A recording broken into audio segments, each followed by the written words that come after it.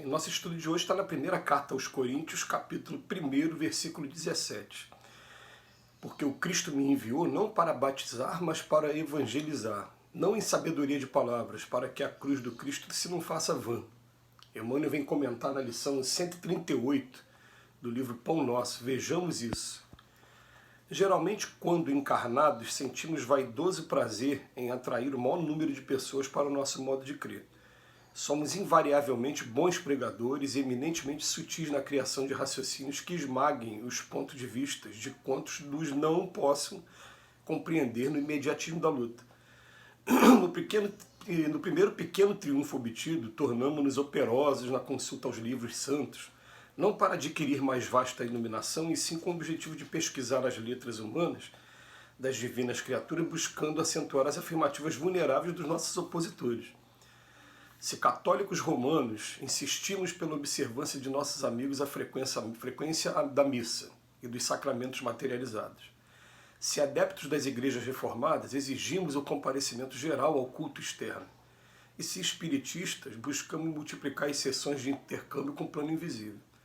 Semelhante esforço não deixa de ser louvável em algumas de suas características. Todavia é imperioso recordar que o aprendiz do Evangelho, quando procura sinceramente compreender o Cristo, sente-se visceralmente renovado na conduta íntima. Quando Jesus penetra o coração de um homem, converte-o em testemunho vivo do bem e manda-o a evangelizar os seus irmãos com a própria vida. E quando um homem alcança Jesus, não se detém pura e simplesmente na estação das palavras brilhantes, mas vive de acordo com o Mestre, exemplificando o trabalho e o amor que iluminam a vida, a fim de que a glória da cruz se não faça vã. O estudo de hoje, gente, está abordando um dos assuntos que é assim, dos mais interessantes quando a gente consegue obter êxito em observar um grupo bastante heterogêneo, como a gente encontra vários por aí, meu ambiente profissional, meu ambiente de lazer com os amigos do futebol, meu ambiente musical. Você vai encontrar pessoas de todas as religiões.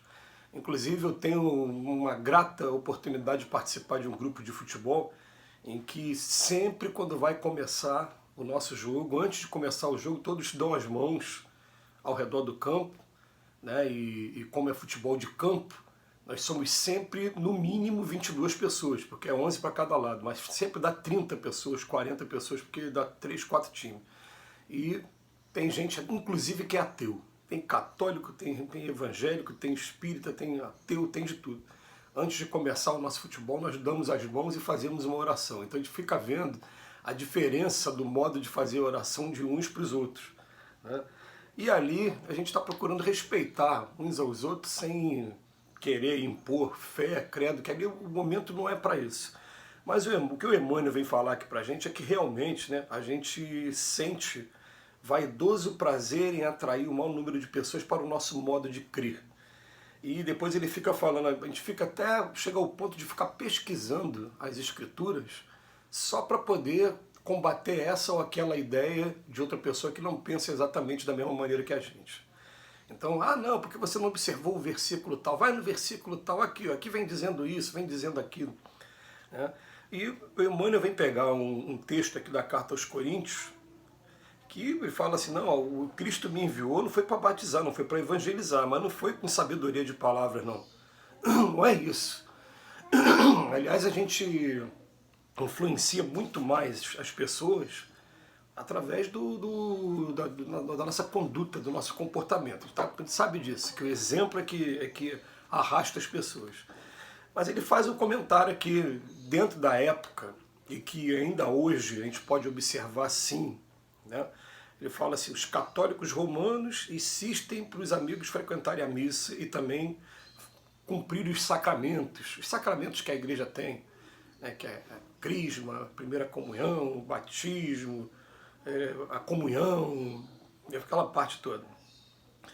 Se está na igreja reformada, exigimos o comparecimento geral para o culto externo, né? Uma vez um amigo meu veio falar a importância do batismo. Eu falei, sim, o batismo tem importância muito grande, você apresentar socialmente a pessoa, né, dizer que a pessoa agora é um membro daquela religião. É uma coisa importante, sim. Agora a gente só tem que aprender uma coisa, né, que Jesus mesmo ele falava, eu não vim para batizar com água, eu vim batizar com o Espírito Santo. E que inclusive os próprios discípulos que conviviam com Cristo, eles ainda não estavam, entre aspas, batizados segundo o próprio Cristo.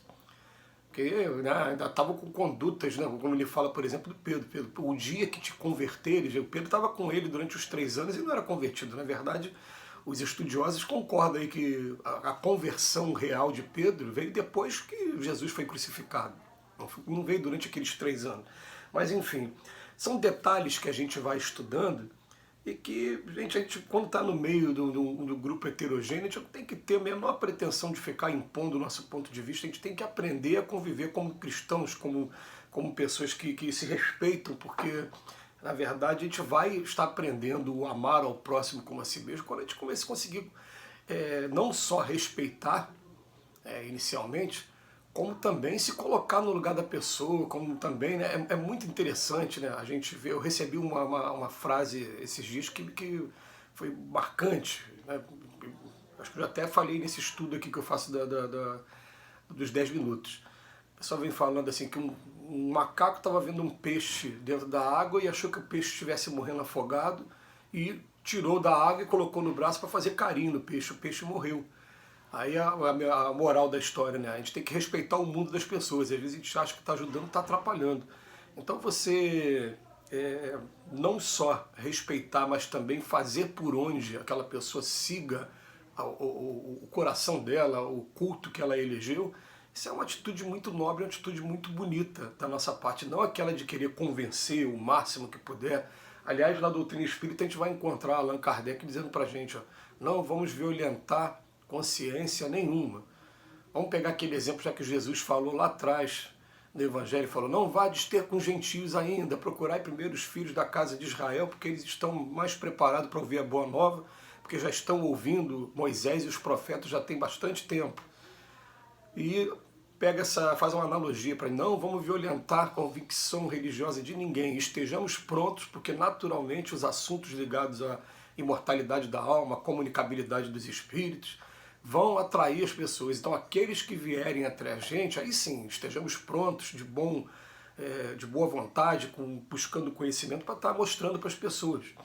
Mas não que a gente vai querer sair por aí pelas ruas querendo violentar para que a pessoa pense ou deixe de pensar da maneira que você pensa.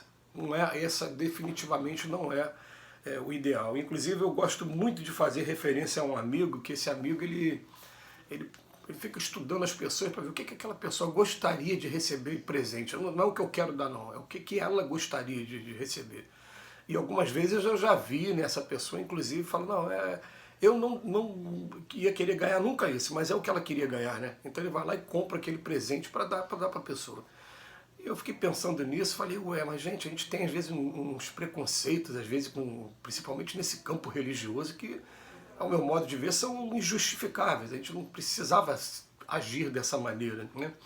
Então a gente começar a pensar assim, se eu tiver que homenagear alguém, eu vou no culto da igreja dela, eu vou na missa, eu vou até ao templo budista, eu vou para poder prestar uma homenagem, para poder mostrar que eu também eu sou muito convicto hoje do que eu acredito. E essa convicção ela vai vindo através das experiências pessoais. Quando começa a sair só da palavra e entrar na prática também, quando você começa a confirmar alguns detalhes, aí a tua fé começa a ficar mais robusta. Isso é assim com todo mundo, né? Por isso que Jesus fala do bater e a porta vai abrir, buscar e achareis. A gente vai buscando e a coisa vai acontecendo pra gente. Tudo bem. Então ele bota aqui, ó, quando Jesus penetra o coração de um homem, de verdade, né, ele converte em testemunho vivo do bem e manda-o evangelizar os seus irmãos com a própria vida. Aquela pessoa que, ela pode ser da religião diferente da minha, mas ela é uma pessoa agradável, uma pessoa que acrescenta, uma pessoa que sempre que está com a gente, né, tem uma palavra amiga, tem uma coisa, e não precisa entrar em questão religiosa, não precisa nem conversar nada sobre religião, né? Aliás, meus amigos que convivem mais diretamente comigo falam que eu sou de falar poucas vezes de religião. Não entro muito em assunto de religião. Aí depois eles olham e falam, mas você tem uma atividade? Eu tenho, mas eu não vou conversar sobre religião aqui, só quando for realmente necessário. Então, exemplificando o trabalho e o amor que iluminam a vida, a fim de que a glória da cruz não se faça vã. Que Jesus nos abençoe hoje e sempre.